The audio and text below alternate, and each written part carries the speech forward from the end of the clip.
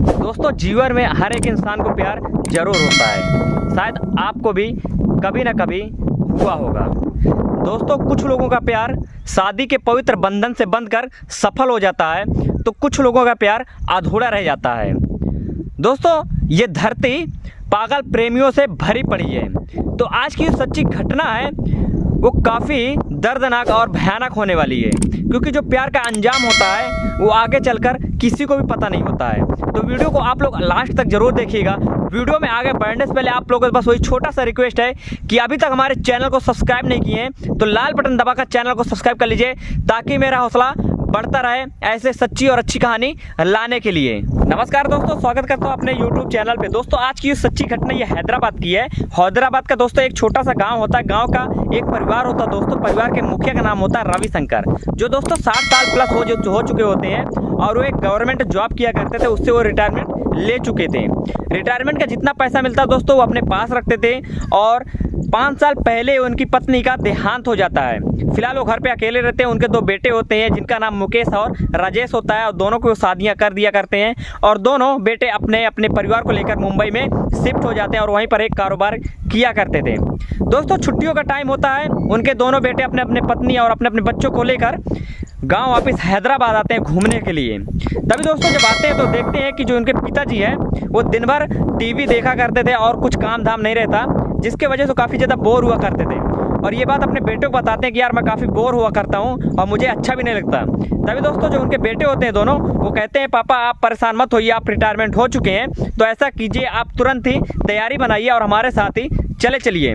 आप यहाँ पर अकेले रहते हैं तो आपको काफ़ी ज़्यादा ऊब लगता होगा, बोरिंग लगती होगी, तो आप ऐसा कीजिए आप हमारे साथ वहाँ रहिए अपने नाती और अपने बहू के साथ, तो आपका थोड़ा मन भी लगा रहेगा।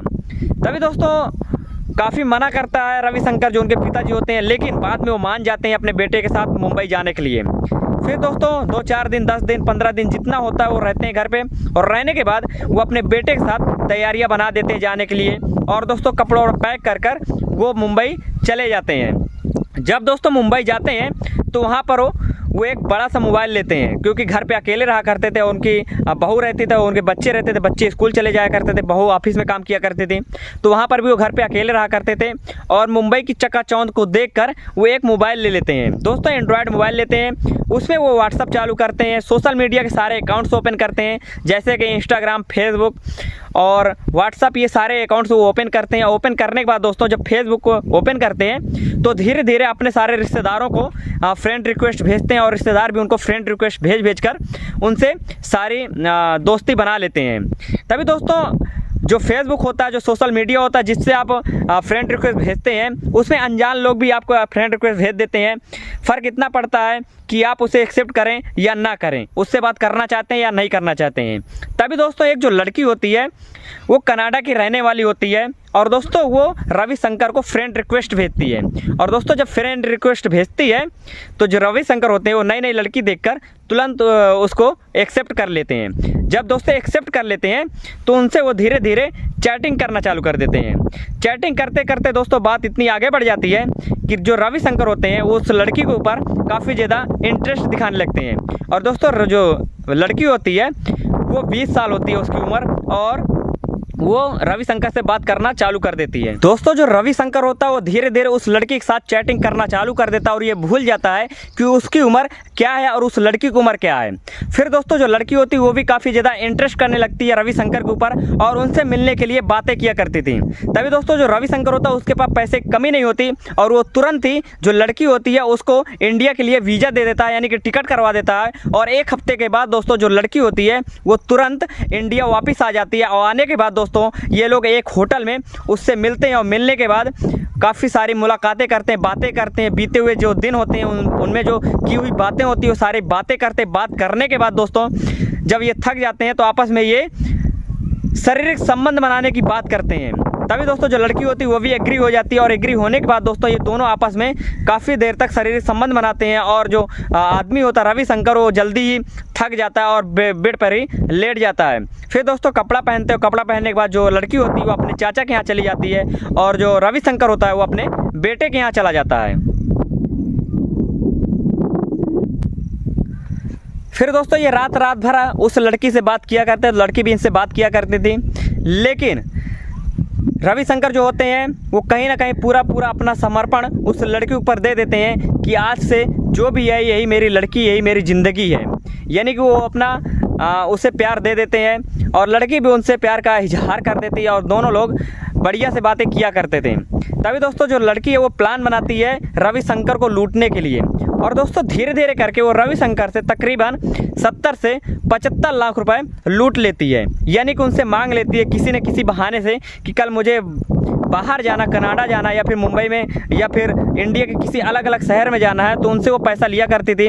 और जो रविशंकर होते हैं वो प्यार में इतने पागल होते हैं, इतने अंधे होते हैं कि वे उस बिना कुछ सोचे समझे उस लड़की को पूरा पैसा ट्रांसफ़र कर दिया करते थे। लेकिन दोस्तों जब उनके पास पैसा नहीं था, जब रविशंकर के पास पैसा ख़त्म हो गया था, तो लड़की फ़ोन ऑफ कर देती है, यानी कि उनका फ़ोन उठाना बंद कर देती है। तो रविशंकर को कहीं ना कहीं ये डाउट होता है, तो काफ़ी ज़्यादा बेचैन होता है। 2-4 दिन 10 दिन काफ़ी ज़्यादा बेचैन हो जाता कि आखिरकार ये लड़की का फ़ोन बंद क्यों आ रहा था। उन्हें पैसे का कोई दिलचस्प नहीं था, कुछ मलाल नहीं था कि मेरा पैसा गया तो गया, लेकिन उनकी मोहब्बत जो थी वो बात क्यों नहीं कर रही थी, बस इसी चीज़ का मलाल उनके अंदर सता रहा था।